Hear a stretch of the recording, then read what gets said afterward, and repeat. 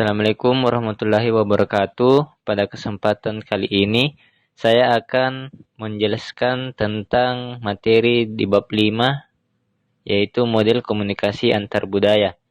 Kali ini saya akan mewakili teman-teman kelompok saya untuk memaparkan materi.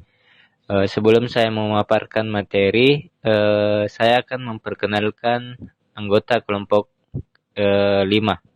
Yang pertama ada Salsadia Rizky Amalia, yang kedua Olivia Oktaviani Mainkom, yang ketiga ada Muhammad Rizky Ada Dirgantara, yang keempat saya sendiri Andi Muhammad Arif Rizky, yang kelima ada Siti Kirana Tatiana, yang keenam ada Muhammad Rizky Wahyudin, yang ketujuh ada Nur Hasisa, dan yang terakhir ada Nurul Awalia Fitriani Haris.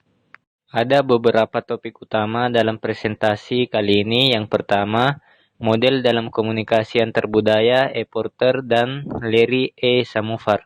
Yang kedua, komponen komunikasi antar budaya. Yang ketiga, model dalam komunikasi antar budaya Godikans. Dan yang terakhir ada tujuan komunikasi antar budaya. Yang pertama itu model dalam komunikasi antar budaya E. Porter dan Larry A. Samafor.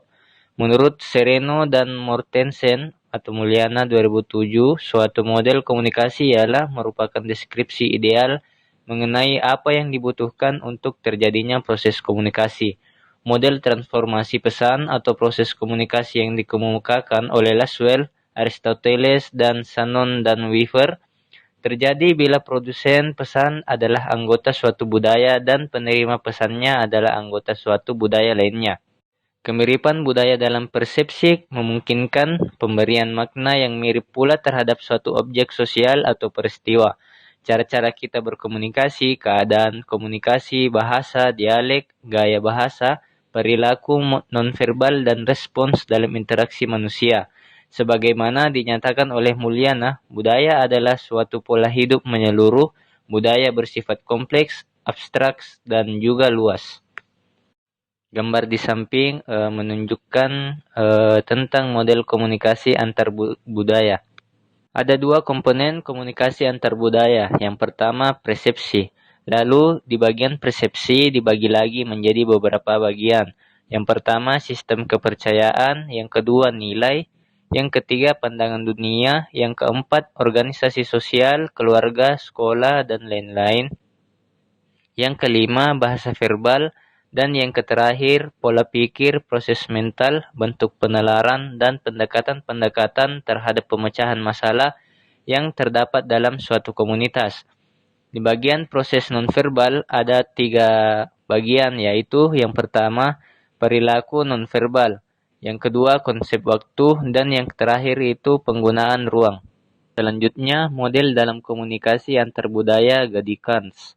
Model komunikasi menurut William B. Godikans dan Yong Yun Kim merupakan model komunikasi antar budaya, yakni komunikasi antara orang-orang yang berasal dari budaya berlainan atau komunikasi dengan orang asing.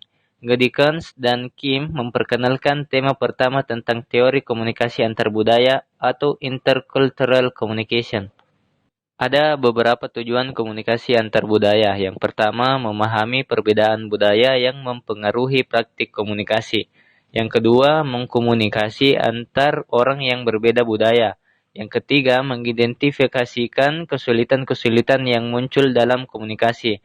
Yang keempat, membantu mengatasi masalah komunikasi yang disebabkan oleh perbedaan budaya. Menurut Godikans dan Kim, ada 4 filter konseptual yang mempengaruhi kita dalam berkomunikasi, yaitu faktor budaya, faktor sosial budaya, faktor psikobudaya, dan faktor lingkungan. Berikut ini adalah gambaran proses terjadinya komunikasi. Sekian pemaparan materi dari kelompok kami, kurang dan lebihnya mohon dimaafkan. Terima kasih atas perhatiannya. Wassalamualaikum warahmatullahi wabarakatuh.